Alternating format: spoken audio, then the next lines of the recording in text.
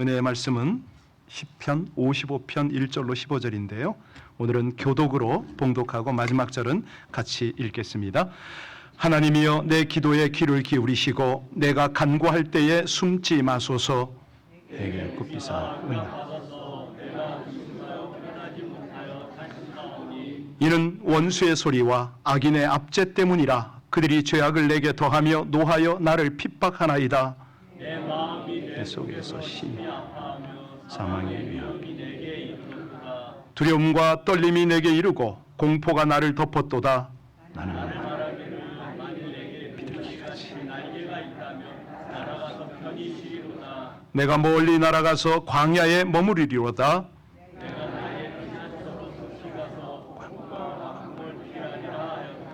내가 성내에서 강포와 분쟁을 보았사오니 주여 그들을 멸하소서. 그들의 혀를 잘라 버리소서.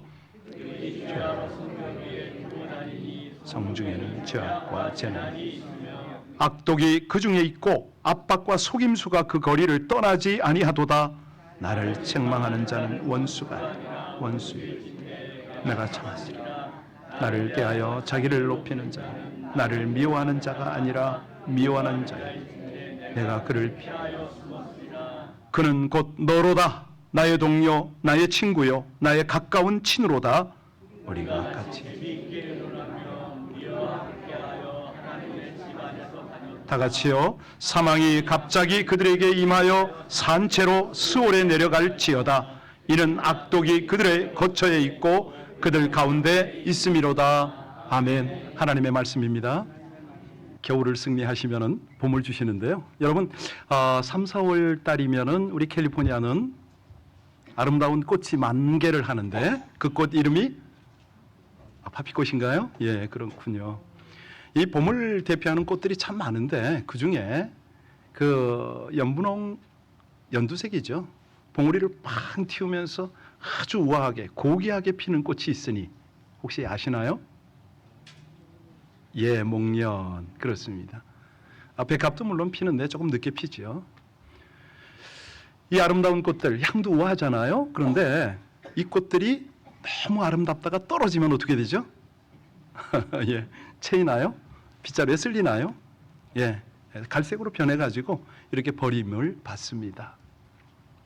사실요, 우리가 우아한 향을 바라는 꽃을 볼 때에 썩으면 그거 참 허무하거든요.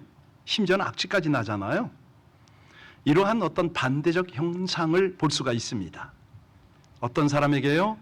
예수를 배반하고 돌아선 사람들에게.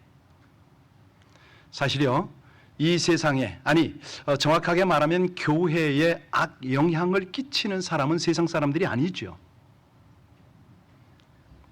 불신자들이 아닙니다. 자신을 기독교인이라고 하면서 기독교인처럼 살지 못하는 타락한 신자들의 모습이 가슴 아프죠.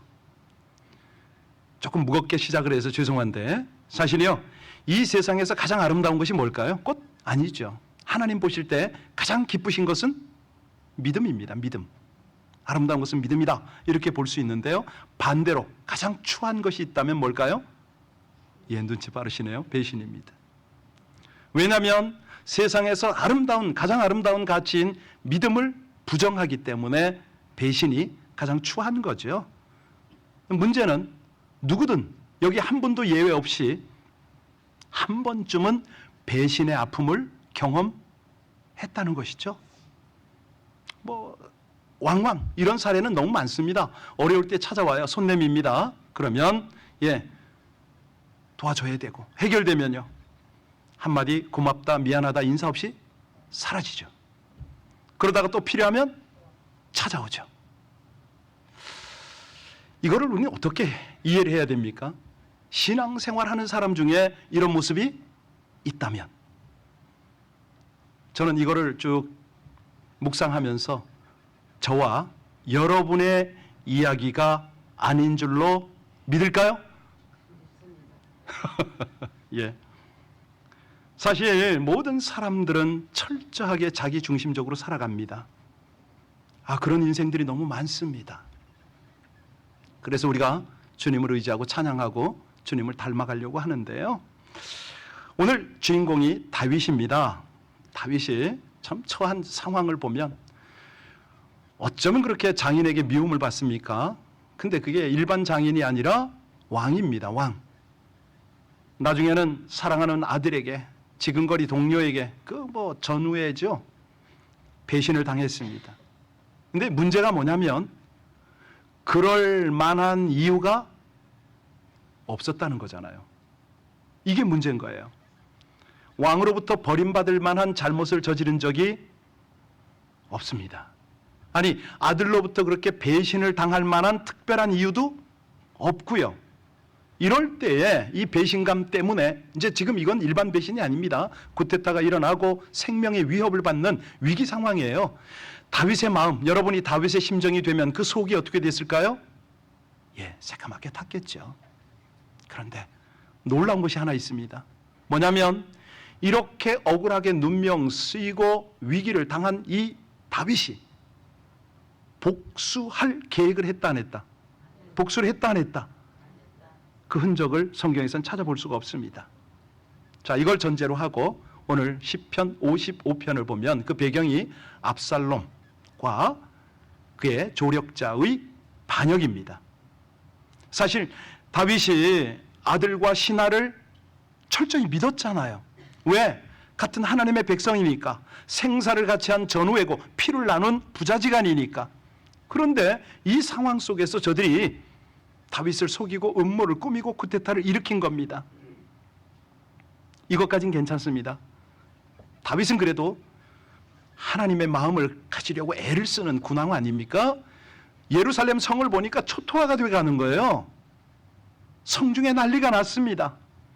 무법천지로 만들고 그 죄 없는 백성들을 때리고 죽이고 집에 불을 지르고, 아니 한순간에 이 도성이 지옥으로 변하는 걸 보면서, 그것도 자기가 그렇게 가까이 했던 사람들로부터 그런 일이 벌어지는 걸 보고 다윗의 마음이 그렇습니다. 지금 자, 이 위기 앞에 처한 다윗 어떻게 대처하는가?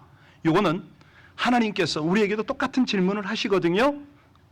크기, 경종의 차이는 있겠지만 비슷한 상황이 되었을 때 너희는 어찌 하겠느냐, 이거거든요. 그래서 오늘 이 말씀 속으로 우린 들어갑니다. 자, 이 유사한 상황을 맞닥뜨릴 때 어떻게 했느냐? 우리가 이미 지나올 수도 있었습니다. 여기 다윗은 어떻게 하고 하나님은 또 어떻게 하시는가? 이거를 이해하기 위해서요, 예를 하나 들어보겠습니다. 여러분들의 사랑하는 자녀들, 손주들이 있을 수도 있겠고요. 아이들이 갑자기 자지러지게 웁니다. 왜 울죠? 갑자기 우는 거. 욕구 충족이 안 돼서 그럴 수도 있겠지만 대부분은 위급한 상황을 맞닥뜨리면 아이들은 기절을 할 듯이 울어 제끼잖아요. 자, 그럴 때 우리는 어떻게 대처합니까? 부모나 가족은 쫓아가지 않겠습니까? 아이가 크게 울면 다급한 상황이 더 위급하다는 거죠. 자기 힘으로 어쩔 수 없다는 거 아닙니까? 그런데 얘들이요, 말을 제대로 하는 아이들은 조금 크면 엄마 아빠를 불러요. 비명을 지르듯이 엄마 아빠 이렇게 부르잖아요. 자, 그때 부모는 어떻게 합니까? 움직여야죠. 빨리 가서 구해내야죠.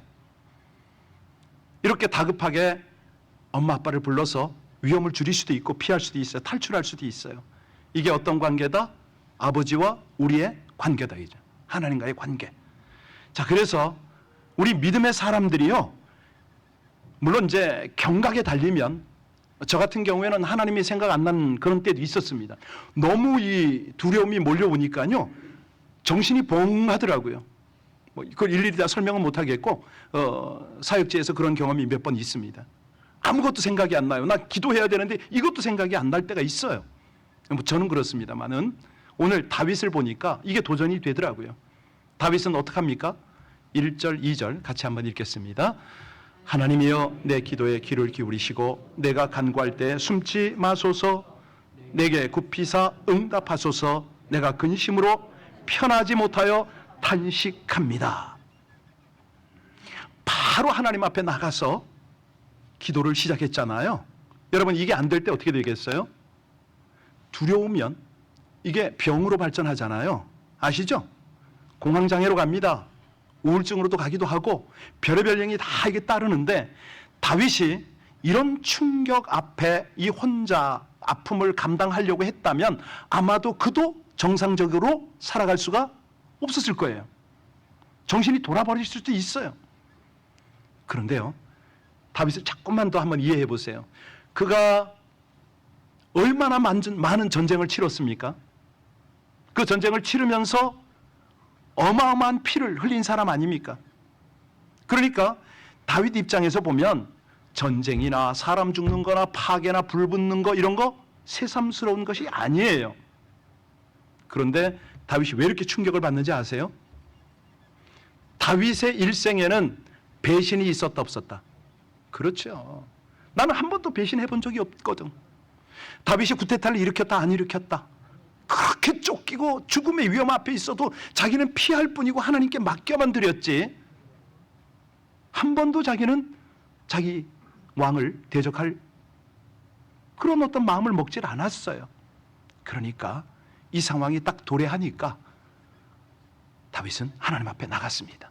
자, 그러면 여러분이 하나님인데, 여러분이 하나님이라면 이 다윗에게 지금 어떤 메시지를 주시겠어요? 네, 바로 그겁니다.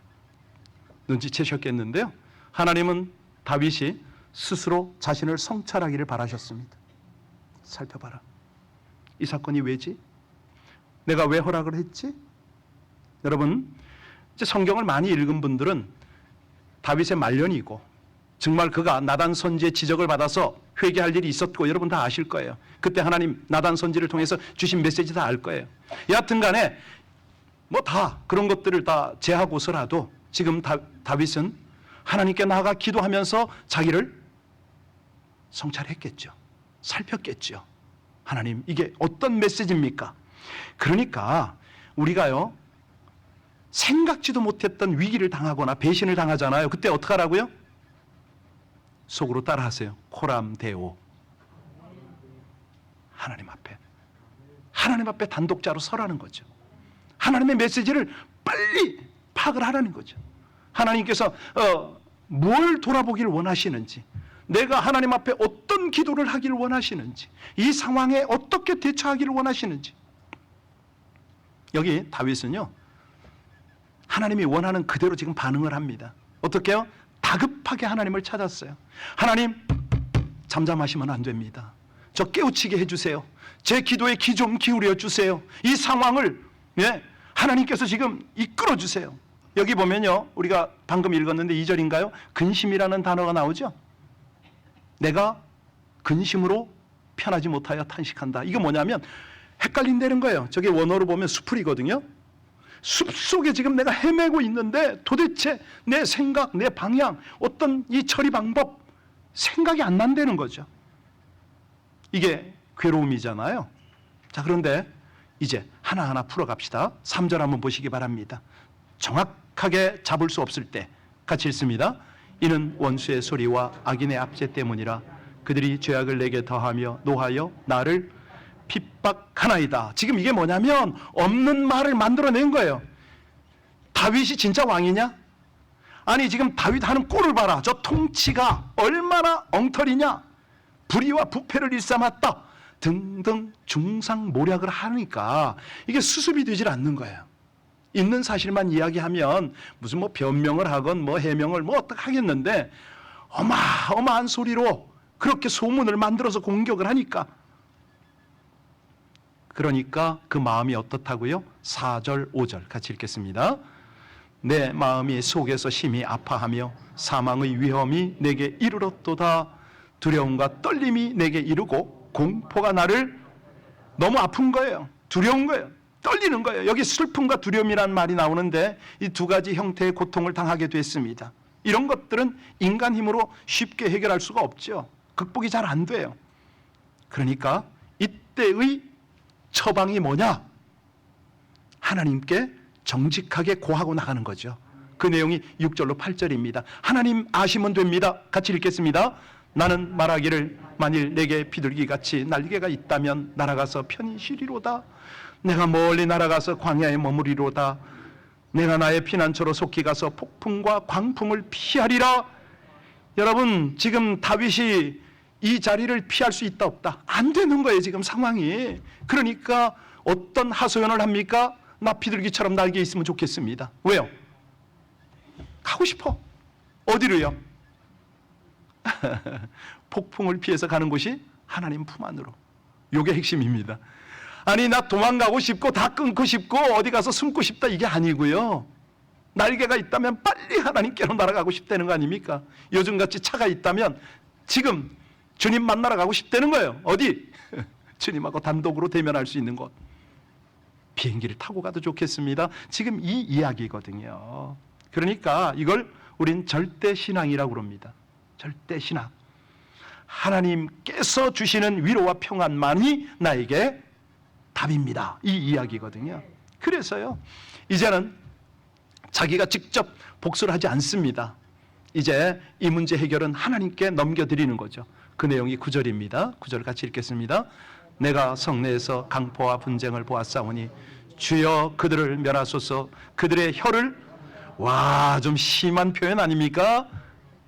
예, 여기 강포와 분쟁이라는 게 뭐냐면요, 폭력이거든요. 그냥 와서 쿠데타를 일으켰어요. 왜냐하면 이 나라 사람들을 겁을 줘서 겁박을 해야 자기 리더십에 복종을 하니까 말 안 들으면 뭐 삼천 교육대 보내고 뭐 난리가 난 거예요. 지금 그 소리예요. 그런데 다윗이 볼 때 도대체 이 사람들이 하나님을 의식하지 않는 거죠. 하나님의 방법으로 하질 않으니까 하나님, 이게 웬일입니까? 아니, 쿠데타가 일어나고 정권을 가져가는 건 좋은데 하나님의 방법으로 통치가 일어나는 거예요. 그래야지 이게 조금이라도. 그래서 나중에 뭐를 잘라버리라고요? 여러분, 이거 어떻게 이해하세요? 예. 그래서 이 원어를 찾아봤잖아. 혀를 뭐 어떻게 자르라는 건가? 다윗이 이렇게 독한가? 아니에요. 이거는 뭐냐면 소리, 말, 그 비방, 이런 것들을 좀 잘라달라고. 더 이상 이게 흘러다니지 않게 해달라고. 그런 메시지였습니다. 여러분, 이게요, 그 옛날 다윗 시대 이야기인가요? 아니에요. 지금이에요. 우리가 잘 알듯이요, 지금 IT에 무슨 일이 벌어졌습니까? 예, 갱들이 나라 전체를 접수해버렸어요. 경찰이고 뭐고 그냥 뭐 소용없어요. 국가 수반은 외국에 있고요. 갱연합이 온 나라를 그냥, 그러니까 걔네들이 무슨 뭘 아나. 살인, 방화, 시체가 그냥 길거리에 질비하다고 그러잖아요. 그렇게 해야 겁먹고 자기들이 이걸 끌어갈 수 있다고 생각을 하는 거죠. 참 어리석은 거예요. 아니, 조금 그 차원은 좀 다르지만 김정은이 한번 보세요. 얼마나 독합니까? 그러니까 부패, 폭압, 뭐 이런 것들이, 예, 나중에는 혼란만 초래할 뿐입니다. 왜냐하면 인간은요, 절대적으로 의롭거나 평화를 어떤 사랑할 만한 그런 존재가 못 됩니다. 당장은 뭐 좀 거룩한 척하고 뭐 고귀한 척하지만 결국은 똑같습니다. 오늘 본문을 보면서 여러분 뭘 느끼세요? 예, 묵상 가운데 하나님의 도전이 그런 거예요. 너희가 나라와 민족을 위해서 바른 지도자가 세워지길 위해서 기도하느냐? 정말 그렇잖아요. 다윗은 쫓기면서도 지금 하나님의 통치가 일어나기를 기도하잖아요. 예, 그러니까 우리에게 그런 도전이 주어져야 된다고요. 하나님, 미국의 대선이 코앞이고 한국의 총선이 코앞인데 이거 어찌합니까? 하나님의 공의가 이루어지는 그런 리더십을 세워 주옵소서. 이걸 해야 되잖아요. 여기 보세요. 다윗이 정말 견디기 힘들 정도로 괴로운 원수가 누구라고 했습니까? 여기 이제 그 12절부터 14절까지 보면요, 이상한 그 어휘가 나옵니다. 12절, 14절 같이 읽겠습니다. 나를 책망하는 자는 원수가 아니라 내가 참았으리라. 나를 대하여 자기를 높이는 자는 나를 미워하는 자가 아니라 내가 그를 피하여. 여러분, 좀 이상하지 않아요? 원수가 아니라 원수랍니다. 미워하는 자가 아니라 미워하는 자랍니다. 이게 무슨 얘기예요? 왜 이렇게 언어 유희를 합니까? 도대체 뭐라고 어떻게 알아들으라는 거예요? 한마디로 말하면 자기를 책망하고 괴롭히는 원수가 아닌 원수다. 누구죠? 교회 같이 다니는데 저 인간이 툭 하면 그냥 나를 씹네, 뭐 이런 거예요. 가족인데, 동역자인데 어쩌자고 아무 죄 없는 나를 그렇게 도마에 올려놓고 난도질을 하느냐, 이 말이거든요. 여기 압살롬은 우리가 잘 압니다. 그런데 여기 하나 이름이 나오지 않는, 이제 둘 다 이름이 나오지는 않지만 아히도벨이라고, 얼마나 다윗과 전후회가 돈독합니까? 뭐 그 나라의 뭐 2인자 아닙니까? 그들이, 아들과 아히도벨이, 자기의 그 전후가 함께 쿠데타를 일으킨 거예요. 그러니까 그렇게 신뢰했는데, 아니 무엇보다도 함께 하나님 앞에 예배하는 관계인데, 여기서 뒤통수뿐만 아니라 그냥 온 몸에 충격을 가하니까 여기서 실망을 한 거예요. 좌절을 한 거예요. 분노를 떨치기 힘들 정도고, 아니 절망에 빠진 거죠. 마음 놓고 모든 국사를 의논할 만한 그 대상, 그렇게 신뢰하던 자의 배신이었기 때문에 완전 충격이었습니다. 이거는 뭐냐면 가까운 친구나 사랑하는 사람의 배신이 우리를 한순간에, 그렇습니다, 무너뜨릴 수 있다는 거죠. 여러분 이런 경험 해보셨나요? 한두 번은 다 하셨을 거예요. 저도 한 번은 그랬습니다. 너무 힘들어가지고 말을 못 하겠는 거예요. 저는 이제 힘들고 병들고 그럴 때는 반드시 가는 곳이 있습니다. 바다로 가요. 바다 출신이라 어쩔 수 없어요. 바다를 갔는데 너무 춥더라고요. 밤바다에서 그냥 하염없이 떨었습니다. 추워서 떨었지만은 속이 떨리고요, 영혼이 떨려서 그렇게 하나님 앞에 눈물로 기도하면서 떨었습니다. 한번 그런 적이 있어요. 여러분 여기서 중요한 거, 메시지 놓치시면 안 됩니다.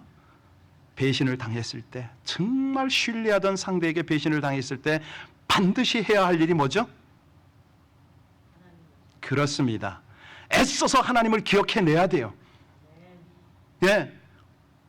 하여튼 모든 게 나를 우겨싸고 정신까지 먹먹해도 애써서 힘써서 하나님을 기억해내야 되고요. 그 하나님 앞에 아프면 아프다고 해야 돼요. 힘들면 힘들다고 해야 돼요. 눈물 콧물 쏟고 그냥 탄식을 하더라도, 왜냐하면 하나님이요 그걸 원하세요. 자기 자녀가 아프면 아프다고, 힘들면 힘들다고, 괴로우면 괴롭다고 그 고백하기를 하나님이 기다리세요. 오늘 15절 마지막 절 한번 볼까요? 뭐라고 그랬습니까? 사망이 갑자기 그들에게 임하여 산채로 수월에 내려갈지어다. 이는 악독이 그들의 거처에 있고 그들 가운데, 자 다윗이요 그 하나님 앞에 나가서 힘듭니다, 고통스럽습니다 다 했더니 하나님의 확신이 온 거잖아요. 선포해버립니다. 내가 할 일은 아니지만 하나님이 이렇게 할 거다는 거죠. 다윗의 이 선포 기도가 이루어졌다, 안 이루어졌다? 어떻게 해요? 아히도벨이 사무엘하 17장에 가면 23절에서 죽습니다. 그리고 한 장 더 넘기면 압살롬이 또 죽고요. 거기에 보면은 이 아히도벨과 압살롬의 추종자들이, 모든 패들이 한꺼번에 다 몰살을 하죠. 자, 이런 걸 보면서 이거를 어떻게 해석할 것인가, 여러 가지로 접근할 수는 있습니다만은 여기에 오늘 하나님께서는 우리에게 말씀하십니다. 하나님의 공의, 하나님의 심판은 공의를 따라 확실하다. 자, 그래서 오늘 이 말씀을 이제 우리 각각의 삶에 좀 적용을 해야 되는데, 생각도 못한 배신을 당해서 인생의 위기에 처할 때가 있잖아요. 여러분 그런 경험이 있다고 그러셨죠? 반대입니다. 이번에는 나 때문에, 여러분 때문에 혹시라도 배신당하여 아픔 겪고 있는 분 없나요? 네. 하나님의 마음을 헤아릴 수 있어야 됩니다. 이 교훈이 그런 교훈입니다. 내 종, 그 아픔을 너희가 아느냐? 너도 그렇게 경험했느냐? 그렇다면 너를 통해서 아픔을 당하는 이들을 헤아려 보느냐? 이거거든요. 교훈입니다. 우리가 사실은 이런 상황에서는 다른 방법 없습니다. 그 재판장을 괴롭히고 끝까지 해결해 달라고 졸랐던 과부처럼 하나님 앞에 나가는 방법밖에 다른 방법이 없습니다.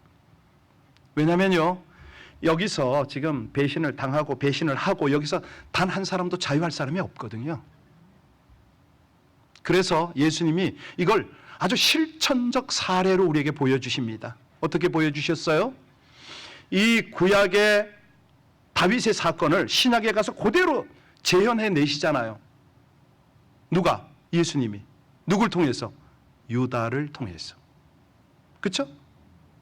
사랑하는 제자, 3년 이상 한솥밥을 먹고 모든 비전을 나누고 함께 동고동락했던 그 제자에게 배신을 당합니다. 아니, 우리 예수님이 왜 이런 경험을 하셔야 되죠? 그 이유가 뭐죠? 이런 배신은 보편적인 거라는 거예요. 인생 사는데 다 있다는 거죠.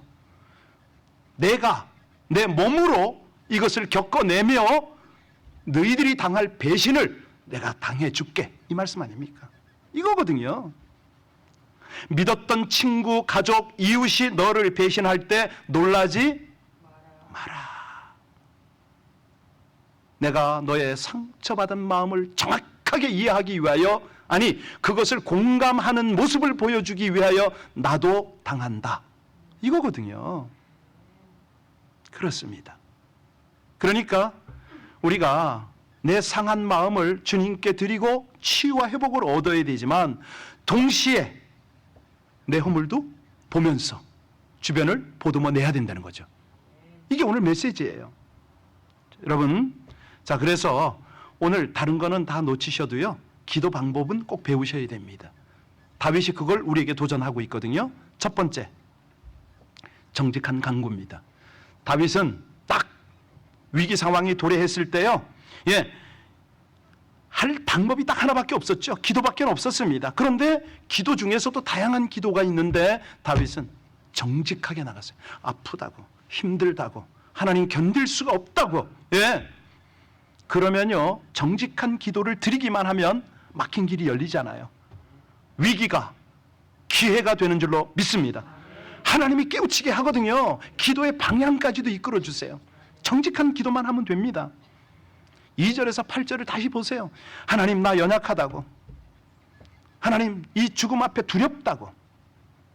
그러니까 우리의 부족함과 한계를 인식하고 하나님 앞에 정직하게 무릎을 꿇잖아요. 이게 뭐냐면 하나님의 방법인 거죠. 나를 돌아보게 하세요. 나를 알게 하세요. 하나님의 위대하심 앞에 모든 것을 의뢰하게 한다는 거죠. 하나님, 나 도망가고 싶다고, 비둘기처럼 날개가 있으면 나 가고 싶다고 솔직하게 고백하고 하나님의 긍휼과 하나님의 능력 덧입으시기를 주의 이름으로 축복합니다. 두 번째는요, 솔직한 기도를 하되 구하는 것이 있어야 되잖아요. 구하는 것은 공의를 구하라. 공의를 구하는 기도를 해야 돼요. 아니, 남도 아닙니다. 가족입니다. 하나님께 함께 예배드리던 자예요. 그럴 때 이걸 어떻게 할 거예요? 그러니까 하나님, 저도 잘못할 수 있다는 거지. 내가 잘못 생각하고 내가 잘못 갈 수 있으니까 하나님의 공의를 나타내달라고 기도를 하는 거예요. 이때 즉각 응답이 되는 거 아닙니까? 하나님, 제가 사람에게 이 아픔과 상한 감정을 쏟아놓지 않겠습니다. 하나님만이 아실 테니까요. 하나님의 뜻이 무엇인지 그 뜻이 이루어지기를 원한다고 다윗은 그렇게 간절히 구한 거예요. 마지막 세 번째 기도의 방법은 응답을 확신하는 기도입니다. 이거는 이제 내일 여러분이 큐티를 하시면은 16절부터 쭉 23절까지 나오는데요. 거기 보면은 암담한 현실을 극복하는 배신을 뛰어넘는 가장 최적의 길은 확신의 기도거든요. 여러분, 유대인들이 하루에 몇 번 기도합니까? 3번이요. 어떻게 해요? 저녁? 아니, 유대인들은 저녁부터잖아. 저녁, 아침, 정오. 3번 기도를 하거든요. 이 3번 기도한다는 건 뭐죠? 확신한다는 거 아닙니까? 하나님을 확신하는 거예요. 어떻게? 응답하는 하나님으로 확신하고 기도를 한 거죠. 내일 보시면 이제 그 내용이 나와요. 그러니까 이 사건의 교훈 중에 교훈이 뭐냐면 사단이 기도를 못하게 하거든요. 낭망하고 두려워하게 하고 정말 도망치게 하는 이 사단의 전략을 우리는 정면 돌파하는 거죠. 하나님께 나가서 기도하면서. 그래서 이 확신 기도의 가장 핵심이 뭐냐면 하나님의 신실하심을, 그렇죠, 바로 그거예요. 우리가 다급할 때 하나님을 찾을 수 있는 근거가 뭐냐? 하나님의 신실하심입니다. 이거거든요. 이거 약속에 신실하신 하나님, 그 자녀의 부르짖음을 외면치, 그렇습니다. 예수님이 직접 말씀하셨어요. 하물며 하나님께서 그 밤낮 부르짖는 택하신 자들의 원한을 풀어주지 아니하시겠느냐? 저희에게 오래 참으시겠느냐? 한마디로요, 하나님과의 친밀한 관계예요. 깊은 영성이에요. 포용력이에요. 이거를 하나님이 길러 가시려고 배신도 허락하셨다 이거죠. 우리의 신앙생활을 격을 높입니다. 아까 우리는 목련 이야기를 했는데 우아하잖아요. 그렇게 하나님께서 하나하나 여러분의 인생을 다듬어 가시는 거죠. 사실 우리가 잘 알듯이 성실하신 하나님께서 다윗의 이 확신의 기도를 항상 들으셨어요. 다윗의 원수들이 털끝 하나 다윗에게 손대지 못하게 했어요. 아니, 어릴 때부터 그랬잖아요. 아니, 사울이 창으로 던졌을 때 다윗이 맞았다 안 맞았다? 그렇죠. 지금 여기 아히도벨은 제갈공명 같은 책사예요. 아들과 함께 철저하게 계획을 세웠는데 그 구테타가 성공했다 안 했다? 며칠 천하로 끝났다? 3일 천하로. 누구예요? 3일 천하로 끝났다. 그렇습니다. 하나님이 그렇게 하시는 거예요. 여러분, 이제는 그 역사가 여러분에게 일어날 차례인 줄로 믿으시기 바랍니다. 예, 배신당하고 계세요? 인생의 위기 가운데 있으세요? 찬스입니다. 하나님이 일하실 찬스예요. 왜냐하면 우리는 다윗이 비교되지 않을 정도의 유리한 점을 가지고 계세요. 뭐죠? 할렐루야! 알기만 하면 뭐해?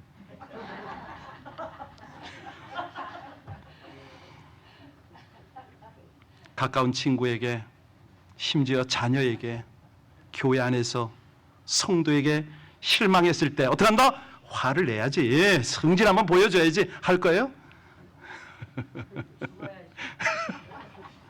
할렐루야. 예. 그래서 사순절이 있는 겁니다. 그래서 이 사순절기가 있는 거예요. 죽으러 가자는 거죠. 십자가에 달리러 가자는 거죠.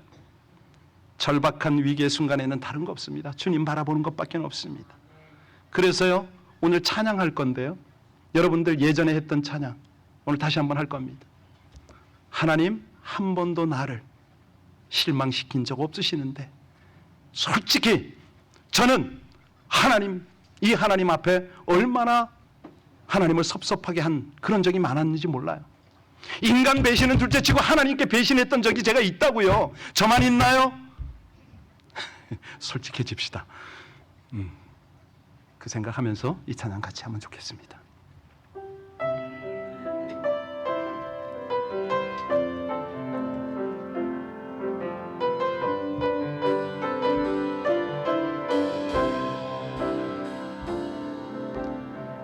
하나님, 한 번도 나를 실망시킨 적 없으시고 언제나 공평과 은혜로 나를 지키셨네. 오 신실하신 주, 오 신실하신 주, 내 너를 떠나지도 않으리라. 내 너를 버리지도 않으리라.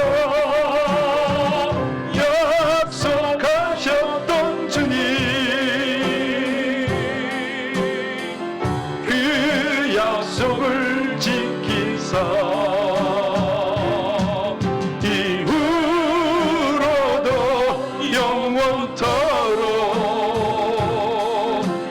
지키시리라 확신하네.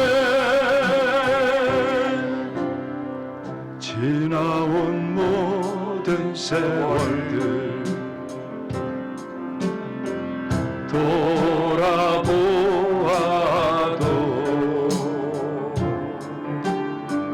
그 어느 것 하나 주의 손길 안 미친 것 전혀 없네. 오 신실하신 주, 오 신실하신 주, 내 너를 떠나지도 않으리라. 내 너를 버리지도 않으리라. 약속하셨던 주님, 그 약속을 지키사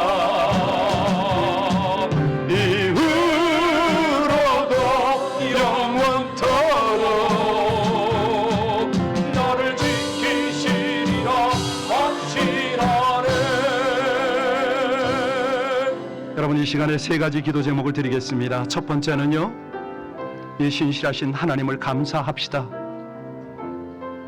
한 번도 떠나지도 버리지도, 아니 그 모든 것으로 주신 그 하나님을 감사하고요. 두 번째는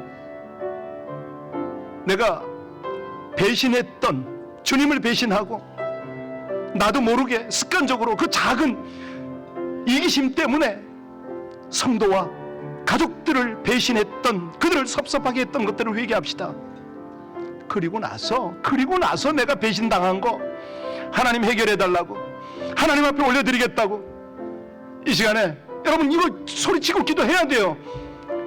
우물우물 하지 마세요. 정직하게 하나님 앞에 우리 고백하겠습니다. 주여 한번 부르고 간절히 기도합니다. 주여 하나님 감사합니다. 신실하신 아버지 하나님 감사합니다. 아버지 하나님, 하나님은 한 번도 변함이 없으셨습니다. 정직하시고 진실하시고 이 모든 것들을 인도하셨습니다. 그런데 아버지 하나님, 저는 우리 하나님을 배신한 적이 한두 번이 아닙니다. 아버지 하나님, 우리 가족들을, 우리 이웃들을, 우리 성도들을 그 알량한 자존심 때문에, 이익 때문에 얼마나 많은 배반을 했는지 모르겠습니다. 용서하여 주옵소서. 또한 아버지 하나님, 저희가 배신을 당하고 어려움과 아픔이 있었음을 고백합니다. 주여 불쌍히 여겨 주시옵소서. 하나님, 인생의 위기를 당하고 배신을 당할 때뿐만 아니라 이 사순절기에 더욱 기도에 힘쓸 수 있기를 아버지 하나님 그렇게 도와주시옵소서. 오 하나님 감사합니다. 주님을 찬양합니다. 아버지 하나님 역사하여 주시옵소서. 주님 감사합니다. 주님 감사합니다. 우리 한 번만 더 기도하겠습니다. 하나님, 위기 때는 정직한 기도를 드릴 수 있기를 원합니다. 하나님의 공의를 구하는 기도를 드리기를 원합니다. 무엇보다도 응답하시는 하나님의 응답의 확신 속에 기도하기를 원합니다. 이 사순절기뿐만 아니라 저의 기도의 삶이 멈추지 않게 해달라고, 항상 코람되어 주님 앞에서 기도하는 삶을 살게 해달라고 다시 한번 우리 주님 앞에 간절히 기도하겠습니다. 주여 우리 아버지 하나님 감사합니다. 하나님, 우리가 다윗처럼 기도하기를 원합니다. 아버지 하나님, 위기의 상황, 배신을 당하는 모든 상황, 그럴 때마다 기도의 자리로 나가기를 원합니다. 그 자리에서 공의를 구하고 응답을 확신하는 기도로 하나님 앞에 영광을 돌려드리는, 그래서 아버지 하나님, 어떤 다급한 일이 있어도 신실하신 하나님 앞에 기도하며 이 모든 상황을 이겨내기를 간절히 원합니다. 인생의 위기를 당하고 배신을 당할 때뿐만 아니라 이 사순절기에 더욱더 기도에 힘쓸 수 있게 하여 주옵소서. 위기를 극복하고 승리하는 기도를 배우고 적용하게 하여 주옵소서. 아버지 하나님, 암담한 상황에서 현실을 극복하는 최적의 길, 믿음의 기도를 항상 하나님 앞에 행하며 살아가게 하여 주옵소서. 감사하고 찬양하며 신실하신 우리 주 예수님 이름으로 기도하옵나이다. 아멘.